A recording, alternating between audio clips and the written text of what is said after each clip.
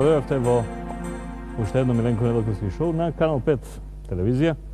Вечер гостин ми е политичар Илија Димовски.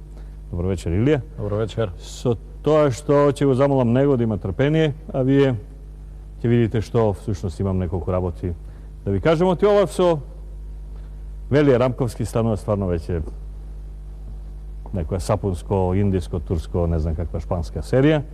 Денеска и на вестите. Мене ми го спомна името 5 пати. Се тркавме по телефон со Латас, чие име поише ги го спомне. Латас ме претрка за едно 2 пати повеќе го спомне името. Па тоа Лупевска, па Ивона Тарлеска, па не знам што. Сите не испокажа. И сега, дали да реагирам, јас си викам една, друго, трето. И како да реагирам? Со муабети, какви што се неговите, со неговите новинари, или да реагирам со аргументи и со факти. Си викам сепак јас да си реагирам со факти, па народот нека си цени кое што е. Значи да се подсетиме, да не заборавиме, значи, да се подсетиме. Оваа година, прв кој се конфронтира со аргументи со Велија Рамковски беше Миленко. А ако се сеќавате, во мај месец имаше една убава емисија на Канал 5, кој се каже Фактор 5, каде што јас емитував материјали кои ги најдов на YouTube, кои се аудиозаписи од Велија Рамковски, каде што кажува дека не плаќа данок на вработените, дека нема да плати данок на тие што си одат, дека Срđan Керим и Вац се рекетари, дека не знам колку му се улизувал Минчо Јорданов на Никола Груевски, дека за Сител и за Канал 5 исто така и така натаму и така натаму, Миленко сам. И од тамо ми се здадоа сите. Ајде на два, шпиц, време, тепај, мавај, удире, удире. Ја се вртам позади мене, никој сам. Ја против Велија империја. И добро, во ред, мојата борба беше таа, еве сега 5-7 месеци, 8 месеци подоцна, 5-6 месеци, 7 подоцна, почнува малку поголема борба, каде што јас сум маргина. Меѓутоа, вреди да се подсети дека битката меѓу Велија и другите почна во битката меѓу Миленко и Велија. И сега го имам тој на YouTube материјал 1000 пати пуштен, малку, само мали делови извадив, колку да ве подсетам, а кој сака може да си го бара на YouTube, на Котле, на 300 чуда, луѓето кои што си го пренесувале, каде што Велија кажува нешто. Да не заборавиме за тој момент само, дека откако јас го објавив тоа, следниот ден Бранко Геровски излезе со теза дека сум бил у полиција, сум го земал полицискиот материјал од разговор прислушкуван меѓу него и Велија. Дека му го прислушкувале телефонот, му го снимале и тоа мене ми го дале. Што наивниот или, ако сакате, избудалениот во тој момент или недоволно интелигентниот Бранко Геровски се намести на сето тоа, оти јас во првата емисија не го пуштив целиот материјал, чекајќи таков сом да гризне, да го повлечам. И во следната емисија го пуштив до крај, каде што е таму некој прашува што е Велија со договорите, што е со даноците, што е со даноците стари и така натаму. Ајде да го чуеме тој материјал, да не многу го раскажувам јас. На 30.000 особија, минус. Просто, не знам која цена, евро, вешни кои го продават, импријем, обословај, во Хрватска. Моја страна мора загуба. Германците пресакат, Боже сакат. Те работи се направи. Принаменските договори. Од 2032, меѓутоа мора да се практики новото од поведнето. Како се прави? Старите предавници? Видам не. Тоа случајот, ичите да го направи, али те, да никој не рекол да се ова македонија или ваму, тоа беше тоа не може да Ете така, тоа е многу поголем материјал, едниот е 9 минути, другиот 8 минути, така натаму, меѓутоа само за подсетување и за да може да си поставам прашање што станува. Дали Керим го тужеше Велија за лажење, за навреда, клевета, дали Вац го тужеше, дали Емил Стојменов го тужеше, дали Дзинго, Горан, мали Дзинго Иванов го тужеше, дали Минчо Јорданов тужеше. Тоа се моите прашања, бидејќи од таа минаа 5 месеци од тоа јавна пренесена невистина, според Велија веројатно вистина, меѓутоа ако се чувствуваш дека си повреден и дека е лажува нешто за тебе, во тој случај е невистина. Сега сето ова што се случи, што од минатиот четврток наваму го гледаме, заврши вчера, односно, практично, завршува на 3 пати, денеска е третата од А1 очигледно телевизија која е навикната на серии, шпански, турски, индиски, и така да си го прави рейтингот, а не со некое посериозно новинарство, и ова го претвори во серии. Прво вели изјави дека кешот пари биле негови, после изјави дека кешот пари ги добил од владата за да му ги плаќаат кампањите, како па владата да ги собира парите од патарина по 10 денара, по 50 денара, па му ги дава него. Потоа изјави дека не знае чии се парите, па се излезе сега се парите од весниците за да се плаќаат новинарите екстра. Да, вчера се повлече и рече новинарите сгрешија и ако сакате да ги апсите управителите и директорите на фирмите, апсите ги, што можам јас за тоа. Значи, одеднаш ја проме, секој 2 дена друга вистина, вечерва видовме 6-та вистина. Значи, серијално ги објавува тие вистини, па ајде, во меѓувреме призна дека сите медиуми се негови, што е забрането со закон. А и тој што призна, Александар Чомовски кажа дека и Коха, Ере, и Шпиц, и Време, и А1 и А2 се негови, што е забрането според закон. Законот важи за сите. Би требало да важи и за Велија. Меѓутоа, очигледно, до овој момент бевме сведоци на една ситуација кај што за него важеа вселенски закони, не овоземни.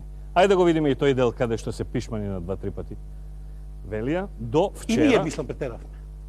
Мислам дека и новинарството се претера.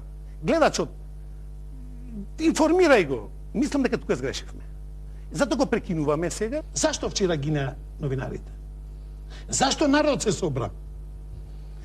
Да вратам. Значи се гордеам. На крајот знаев дека ќе си одработите својата работа. Ако се најде криминал во одредени фирми, што си има оснивачи, што си има директори, така натака. Немам ја што да правам.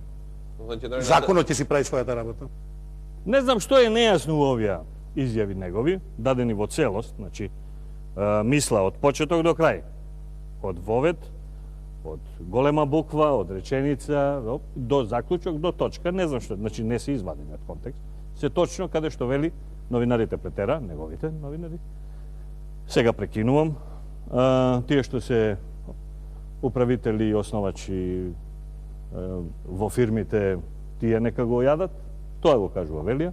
Да, денеска во вестите, тоа веќе не можам да го измонтирам од тие половина саат пред оваа емисија, кажува 4-та приказка. Значи, секоја сторија, мене почна тој да ми наликува на оној од Сан Франциско, оној детектив Монк, каде што се нешто е он чуден во однос на другите и не е тој му треба, како што овде кажа во мојата емисија пред месеци нешто го разросохте, дека му треба психијатарска нега. Но сега е прашањето што на сето ова ќе кажат ете водечките перјаници тамо во А1, а тоа се Младен Чадиковски и Александар Чомовски. Чадиковски мене во саботата, во Дневник, ме нарекува промотер на владината политика. Види, Младене, ти може да си промотер на криминалот на Велија. Може да си промотер на илегалното пакување смоки, за секој случај, додека не се потроши, што си пробаме, но може да си промотер на што сакаш, јас не сум промотер на влади. Јас сум промотер на следново. Има 2 партии главни во Македонија, може да има и други, слободно ќе излезат на избори. Таа, каде што мислам, дека нај е блиску до тоа што се моите интереси и на интересите во заедницата во која живеам, таа ми е таа за која гласам и ја поддржувам. Спротивната не ми е. Значи, гласам за партија која вика името него менуваме, идентитетот него даваме, ако нешто на тој план се мени, ќе ве прашам на референдум. Не гласам за партијата, чиј подпредседател Зоран Заев вика, ако треба, ќе свиткаме кичмата, ќе промениме името, како што сакаат грците, за да влеземе. Значи, за таа не гласам. Тој е мој избор. Ти прави си, Младене, свој избор и биди си промотер на тоа ти што сакаш. Александар Чомовски, во емисија на Канал 5, кај што е гостин на колегата Момировски, изјавува дека јас сум бил екзекутор. Јас и Борис Стојменов, со кој човек немам никаква релација, сме биле екзекутори на Велија Рамковски. Ако ова аудио снимајно од YouTube е екзекуција, во тој случај што е истражувачко новинарство? Зошто го земаш, те сметав за малку посаглам од сите тие таму, не до краја, ама малку посаглам. Зошто го земаш, ја ги земаш форите на на СДСМ. Опни етикета, па после нека мислат другите. Што значи тоа е екзекутор? Дали се екзекутори оние двајцата новинари на Вашингтон Пост што ја извадија Watergate аферата по која Никсон падна? Екзекутори или се тие? Или се новинари кои добија највисоки признанија и награди и ја освестија Америка која влегуваше во мрачно доба? Екзекутор ли е овој Асанж на Wikileaks што ги објавува сите оние прљави документи? А ќе излезат едно 500 за Македонија. Тука ќе има смеење, тоа сум сигурен. Тука се согласувам со Тачи, не се согласувам во делот на кои он документи мисли дека има. Тие екзекутори ли се? Каков е тој екзекутор? Каде е тогаш истражувачкото новинарство? Тоа се прашањата што сакам да ти ги поставам. И крајно, денеска, во интервјуто во рамките на вестите, Велија спомена 4 новинари. Лата Смене, Ивона и Лупевска. Ако се 4 новинари проблем на 4 медиуми и 400 новинари што ги има Велија под свој камшик, во тој случај тие новинари имаат проблем, не овие 4. Или не ја поединечно како 25% од споменатите. Мислам 25% е мој, неки 4, нели? Меѓутоа не е само тоа проблем.